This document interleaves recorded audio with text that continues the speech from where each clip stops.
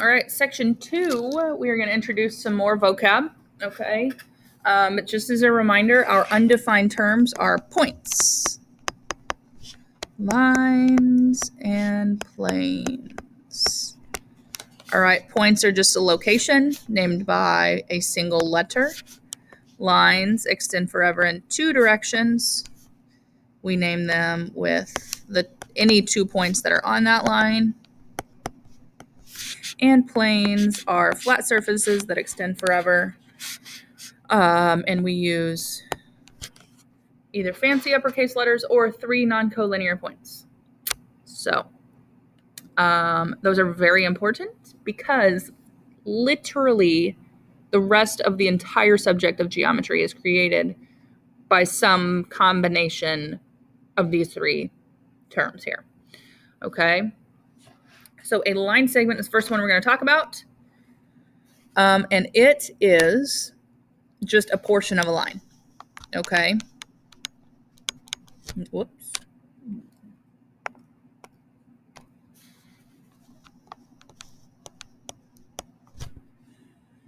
And basically what we're doing is we are defining a start point and a stop point.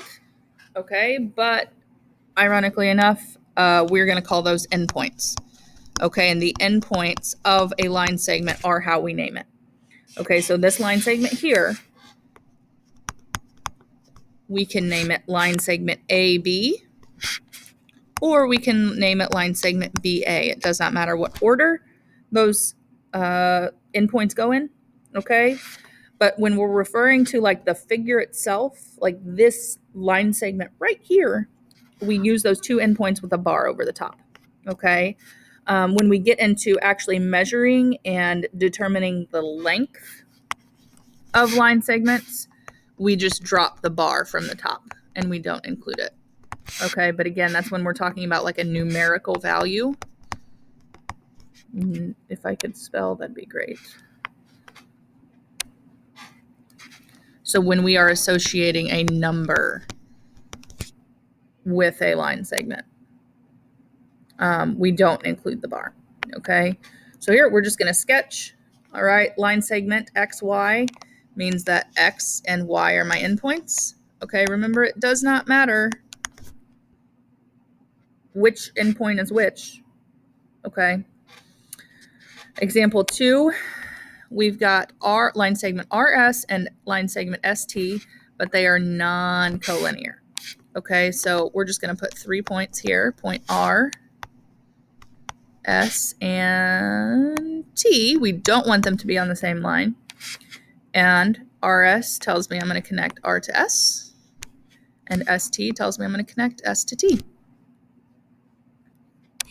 All right. Now, this whole concept of betweenness of points is going to lead us into our first kind of big idea that is, I'm going to say, kind of new, okay? But it's the idea that points, any 2 points that we choose, there's always a point between those 2, okay? So just like if we were to choose numbers, if we're looking at the number 2 and the number 3, we could say, well, hey, 2.4 is between those numbers.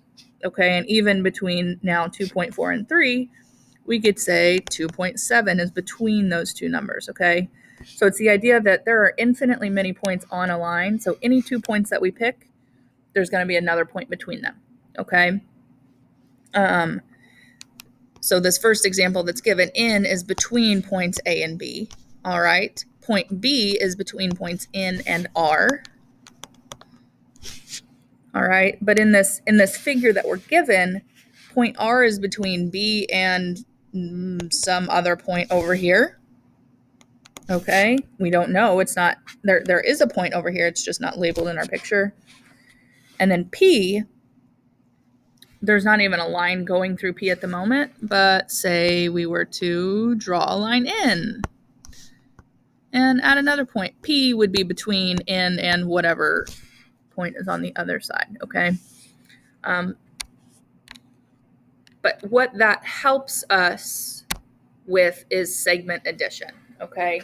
So in order for one point to be between 2 other points, the points have to be collinear, That's our first condition. Okay. The second thing that has to be true is the sum of the small segments have to be the large segment. Okay, and what that means in relation to this picture over here, if M is between P and Q, all right, that our first thing, P, Q, and M, sorry about this, no, erase. Try it, third time's a charm. Okay, so again, points P, Q, and M are collinear.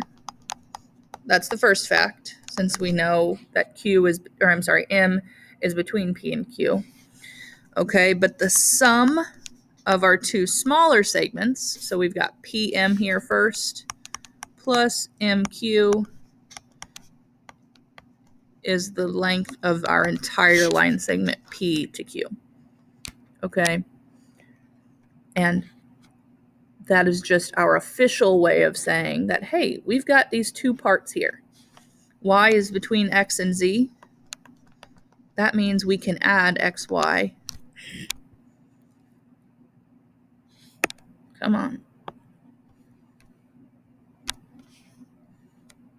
We can add XY and YZ, my two pieces, to be X.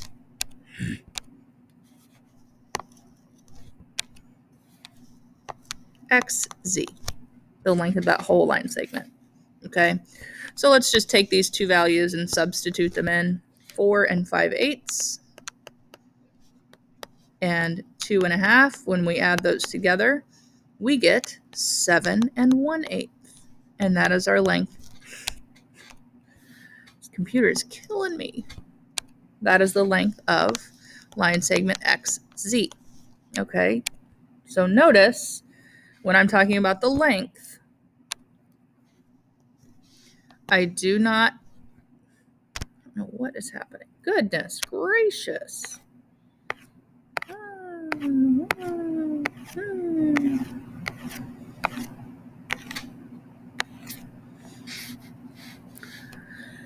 So notice when I'm talking about the length, when I've got a number attached, I'm not going to put that bar over the top.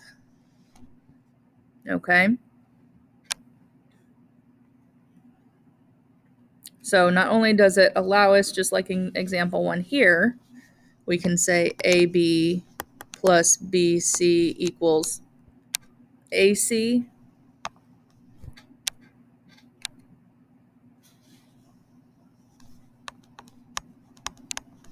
And then we can substitute 7 and 9 in, telling us that AC is 16. Not only can we find the total length of a line segment, but if we know the total length, like here in example 2, JL and LK is JK, we can actually find like a missing part. Okay, so this concept, you might be like, well, yeah, this is common sense. Like, I know that if I've got 21 and my total length is 29, I just have to subtract to find that missing piece, and that's fine. Okay, but we're gonna take this concept and we're gonna kind of take it one step further for geometry.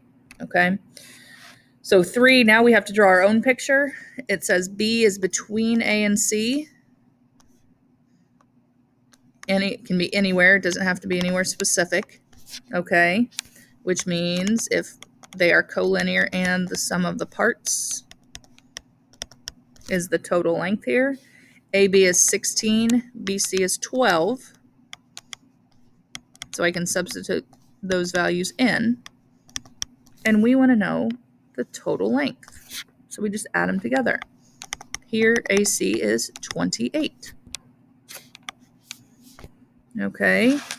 Again, we've got point B between A and C. This time, though, we know the whole length of AC is 22.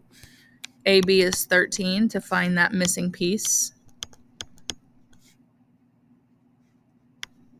BC is 9. Okay? And Don't feel like you have to do this every single time, okay? But it is good practice for what we're going to get into in class. Okay. Same concept here, but now we've just got some algebraic expressions that we're going to substitute instead of numbers. Okay. So AB is 3x plus 1 plus BC, 2x minus 7, is the total length of my line segment AC. All right, on the left side, I'm going to go ahead and combine like terms. 3x and 2x is 5x. 1 and negative 7 is negative 6. I add 6 to both sides. I get 5x to be 25. And then I divide both sides by 5. Okay, so taking that, solving linear equations, and just bringing it onto some geometry figures. Number 6, we're drawing our own picture. B is between A and C. They're collinear, and the sum of the parts equals the whole. Okay, AB is 3x minus 8. BC is x minus 2. And my whole length here, AC, is 2x plus 14. Okay. 3x minus 8 plus x minus 2 are those two parts, and the sum should equal the length of the whole segment. All right, I'm going to combine like terms. 3x plus x gives me 4x. A negative 8 minus 2 gives me a negative 10. All right, if I subtract 2x from both sides, I can add 10 to both sides. I'm left with 2x equals 24, and then dividing both sides by 2 tells me x is 12.